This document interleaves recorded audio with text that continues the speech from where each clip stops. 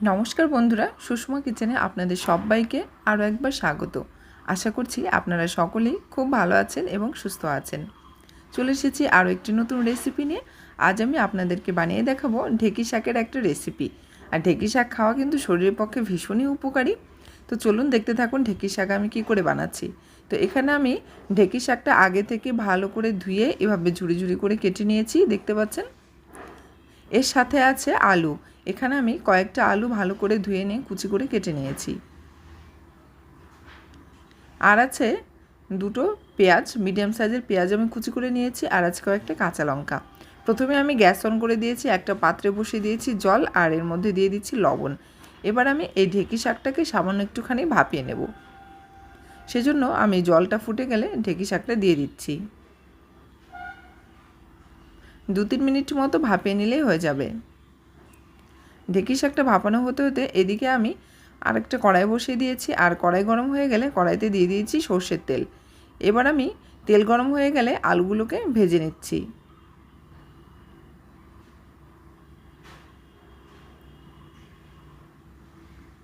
আলুর মধ্যে এবারে দিয়ে দেবো আমি স্বাদ মতো লবণ আর হলুদ। আর এদিকে দেখুন ঢেঁকি শাকটাও কিন্তু ফুটতে শুরু করেছে। লবণ আর হলুদ দিয়ে ভালো করে আলুটাকে ভেজে নিচ্ছি।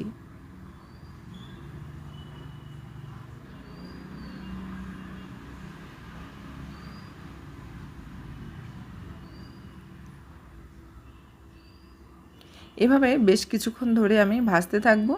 একদম লাল লাল করে আলুটাকে ভাজতে হবে। আর ঢেঁকি শাকটা কিন্তু আমার ভাপানো হয়ে গেছে, দেখতে পাচ্ছেন।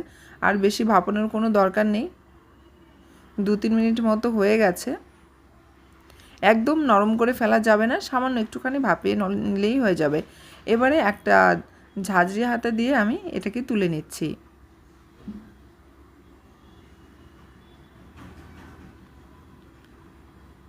ততক্ষণে আমার আলুগুলো কিন্তু অনেকটাই ভাজা হয়ে গেছে। আরও 2-3 মিনিট মতো আমি ভালো করে ভেজে নেব। তো আমার আলুগুলো ভাজা হয়ে গেছে, এবার আমি তুলে নিচ্ছি। আলুটা তুলে নিয়ে ওই তেলের মধ্যে আরও কিছুটা আমি দিয়ে দিয়েছি সর্ষের তেল। আর ফোড়নে দিয়ে দিচ্ছি শুকনো লঙ্কা। একটা লঙ্কা আমি 2 পিস করে ভেঙে দিয়েছি। লঙ্কাটা যখন লাল লাল হয়ে যাবে তখন আমি দিয়ে দিচ্ছি কালো জিরে। এবার আমি দিয়ে দিচ্ছি পেঁয়াজ কুচি আর কাঁচা লঙ্কা কুচি। ঝালটা অবশ্যই আপনাদের পরিমাণ মতো করে দেবেন। আমি ঝাল একটু কম খাই, তো সেজন্য আমি এখানে 2টো কাঁচা লঙ্কা চিড়ে দিয়েছি। আপনারা চাইলে বেশিও দিতে পারেন। পেঁয়াজটা ভালো করে একটু লাল লাল করে ভেজে নেব। দিয়ে দিচ্ছি লবণ আর হলুদ।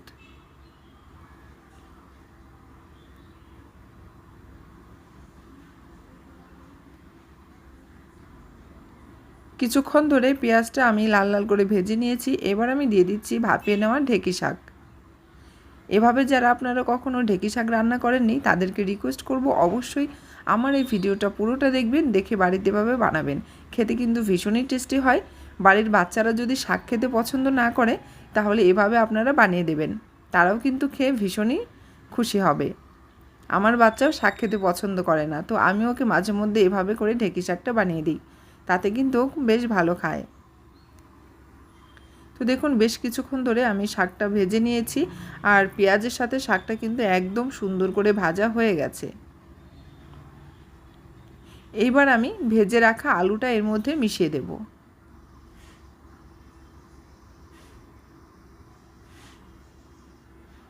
আলুটাকেও আরও কিছুক্ষণ ভালো করে শাকের সঙ্গে ভাজতে হবে।